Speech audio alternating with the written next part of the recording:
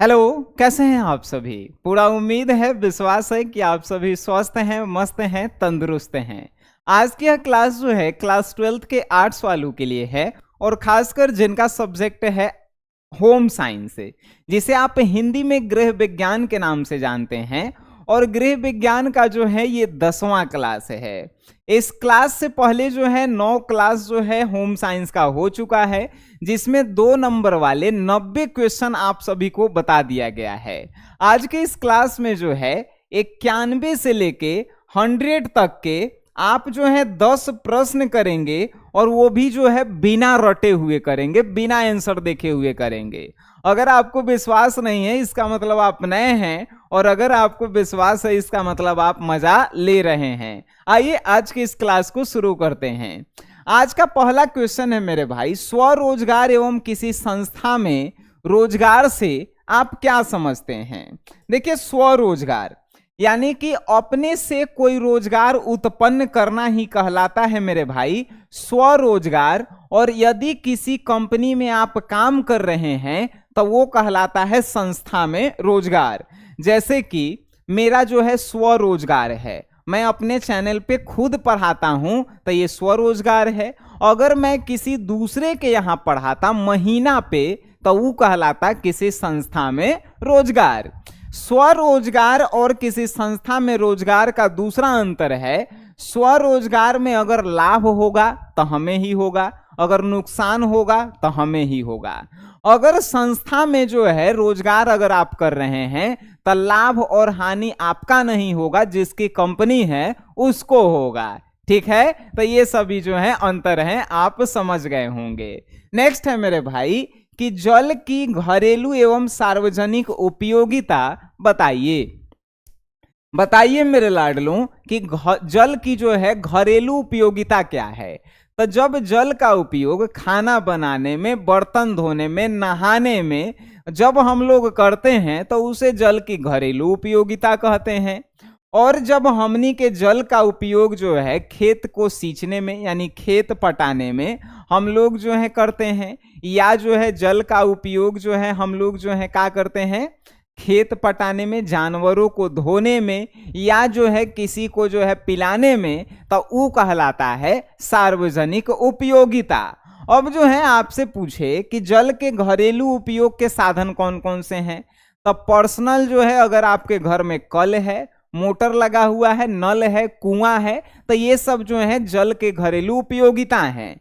लेकिन जल के सार्वजनिक उपयोगिता है, नहर हो गया, तालाब हो गया, नदी हो गया, ये सब जो है जल के सार्वजनिक उपयोगिताएं हैं, जिससे जो है आप खेत पटा सकते हैं, जानवरों को धो सकते हैं, है कि नहीं? चलिए, आप समझ गए, वेरी गुड।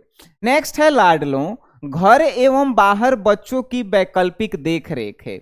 अगर जो है मेरा बच्चा मान के चलिए है, और अगर मेरे घर में जो है मेरी माँ मेरे बच्चे का देख रेख करती है तो उसे कहेंगे घर में वैकल्पिक देख रेख है। यानी मेरे नहीं होते हुए भी मेरे बच्चे का देख रेख मेरे घर के लोग जो हैं कर रहे हैं, तो उसे घर का जो है वैकल्पिक देख रेख कहेंगे। अगर मेरे बच्चे का ख्याल जब मेरे घर के व्यक्ति नहीं रख के जब हम किसी बाहर के व्यक्ति से रखवा रहे हैं देखभाल, तो वो कहलाएगा घर के बाहर वैकल्पिक देख रेख है। जैसे मान के चलिए जब हम ऑफिस में जाते हैं अपने बच्चे को जो है क्रैच में रख देते हैं। अब क्रैच क्या है? तब बच्चों के देखभाल करने का जो है ये वो संस्था है, तो यहाँ पे रख देते हैं, तो घर के बाहर वैकल्पिक देख रेख मेरे बच्चे का हो रहा है कि नहीं? बिल्कुल।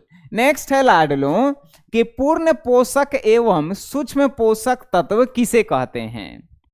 समझिएगा, पूर्ण पोषक तत्व कहने का मतलब होता है वैसा भोजन जिसमें जो है पूरे जो है पौष्टिक आहार उपलब्ध हो, उसे पूर्ण पोषक तत्व कहते हैं। जैसे हम लोगों के घर का भोजन होता है जिसमें बहुत सारे जो है विटामिन, प्रोटीन, खनिज, लवण पाए जाते हैं, तो वो जो है पूर्ण पोषक तत्व हैं।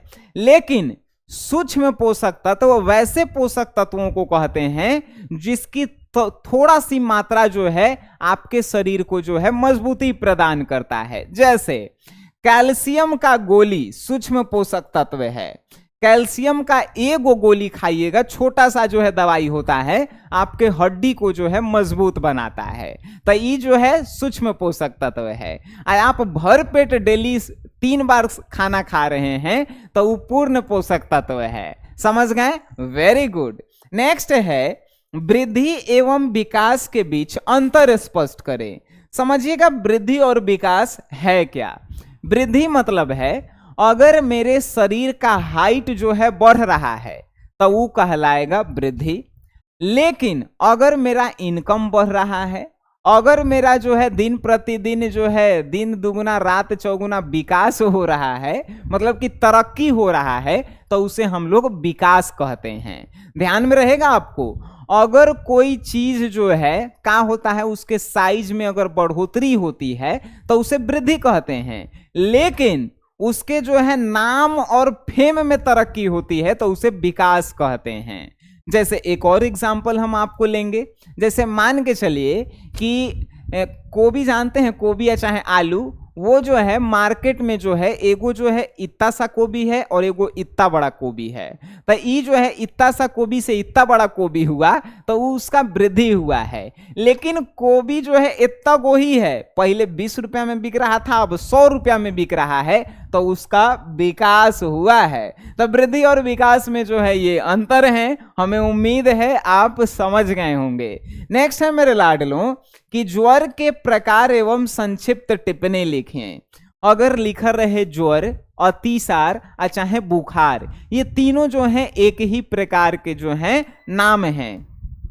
तो आपसे पूछेगा कि बताइए ज्वर के प्रकार जो हैं कौन कौन से हैं, आपको बताना है। तो आपको जो है बउआ के तरह बताना है कि ज्वर के जो है निम्नलिखित प्रकार होते हैं। पहला प्रकार होता है सामान्य ज्वर। सामान्य ज्वर कैसा होता है? अगर आपके शरीर का जो है टेम्परेचर 98.4 डिग्री सेल्सियस से बढ़ जाता है तो समझिएगा मेरे भाई कि आपके शरीर में बुखार हो गया है। तो ये जो है 3 प्रकार का बुखार होता है। पहला सामान्य ज्वर। अब सामान्य ज्वर कैसा होता है? तो अगर आपके शरीर में टाइफाइड हो जाए, मियादी हो जाए आपके शरीर में टाइफाइड हो जाए, मियादी हो जाए, तो इस प्रकार के बुखार को जो है हम लोग बोलेंगे सामान्य ज्वर।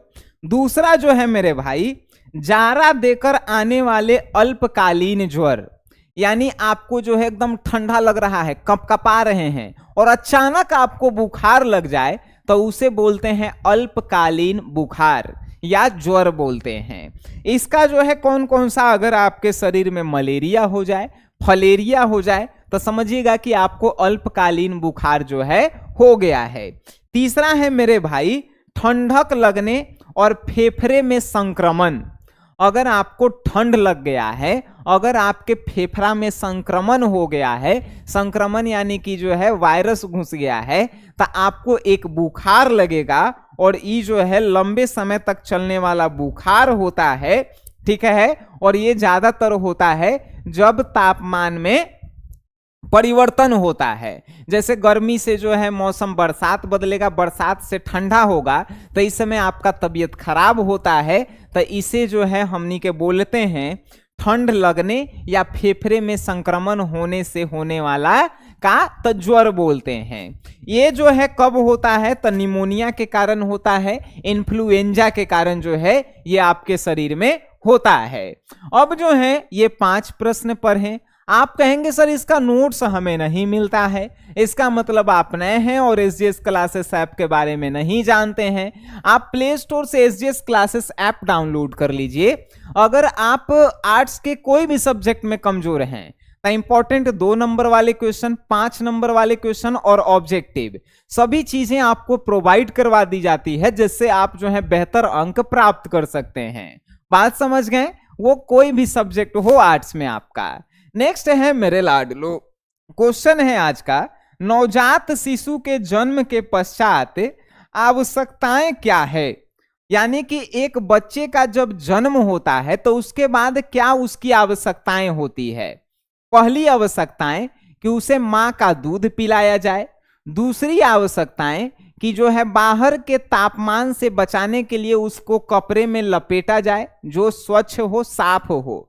तीसरी आवश्यकताएं कि उसको ऐसी जगह रखा जाए जहां पे जो है स्वच्छता हो। बात समझ गए? नवजात शिशु के बाद जो है, नवजात शिशु के जन्म के बाद जो है ये तीन चीजें जो हैं इंपॉर्टेंट हो जाती है। नेक्स्ट है मेरे भाई, विभिन्न रंग जो होते हैं विभिन्न प्रकार के मन भाव की जो है उत्पत्ति करते हैं। बताइए कैसे? बिल्कुल, अलग अलग रंग जो हैं आपके मन पे अलग अलग प्रभाव छोड़ते हैं। जैसे अगर आप जो है लाल कपड़ा पहने हुए हैं, पीला पहने हुए हैं, या जो है आप नीला कपड़ा पहने हुए हैं, तो ये तीनों रंग जो है गर्मी प्रदान करने वाला जो है रंग होता है। अगर इन तीनों रंग के कपड़े आप गर्मी में पहनते हैं तो आपके मनोभाव जो है गर्म रहेगा, मतलब आप जो है कोनो के देख के गर्मी आइले रहिएगा। तो ये सभी जो है गर्मी प्रदान करने वाले हैं, इसीलिए जो है इनको ठंडा में पहनना चाहिए। ठीक है। और जो है अगर आप जो है दूसरे कलर के कपड़े की हम बात करें तो अगर आप जो है नीले, हरे और बैगनी रंग, नीले, हरे और बैगनी रंग, ये जो है नीला की जगह नारंगी लिख दीजिएगा यहाँ पे। ठीक है। और नीले, हरे और बैगनी रंग, नीले, हरे और बैगनी रंग, अगर ये तीन कपड़ा पहनते हैं तो ये जो है आपको ठंडक प्रदान करता है। तो इन सभी को ठंडा में नहीं खरीद के गर्मी में खरीदा जाता है, जिससे जो है आपको गर्मी में ठंडा रखने का काम करती है। और अगर आप व्हाइट पहनते हैं तो आपके जो है मन जो है एकदम शुद्ध रहेंगे, कोई भी गलत विचार जो है आपके मन में नहीं आएंगे। ऐसा जो है रंग जो है आपके मन पे जो है प्रभाव छोड़ती है। बात समझ गए? नेक्स्ट क्वेश्चन आज का क्वेश्चन है, पारिवारिक आय कितने प्रकार की होती है? उदाहरण सहित समझाइए। पारिवारिक आय मेरे भाई तीन प्रकार की होती है। पहला आय होता है मेरे भाई मौद्रिक आय। मौद्रिक आय उसे कहते हैं जब परिवार किसी के यहाँ काम करता है या परिवार के सभी लोग किसी के यहाँ काम करते हैं और उसके बदले उन्हें मुद्रा यानी रुपया दिया जाता है, तो उसे हम लोग पारिवारिक आय कहते हैं।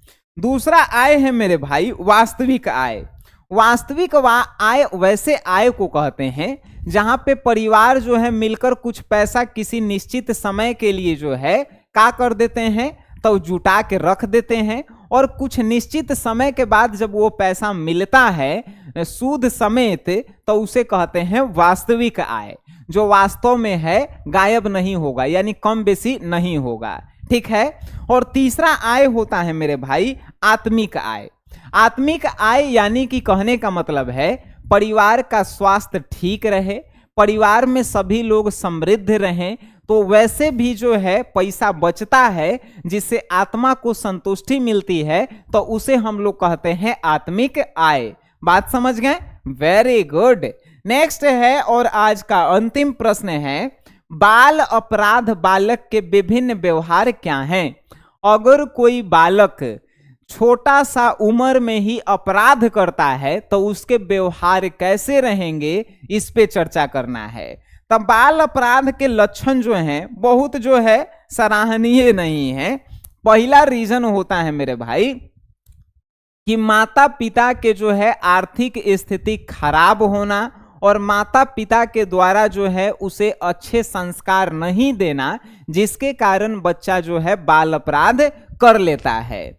और बाल अपराध करने से जब करता है बच्चा तो उसके जो है दो तीन कारण होते हैं। पहला, बच्चे का मानसिक तनाव, यानी बच्चे को घर से प्रेशर है पैसा कमाने के लिए, या जो है उस पे दबाव है किसी को कर्ज चुकाने के लिए, जिसके कारण बालक जो है अपराध की ओर अग्रसर हो जाता है, मानसिक तनाव।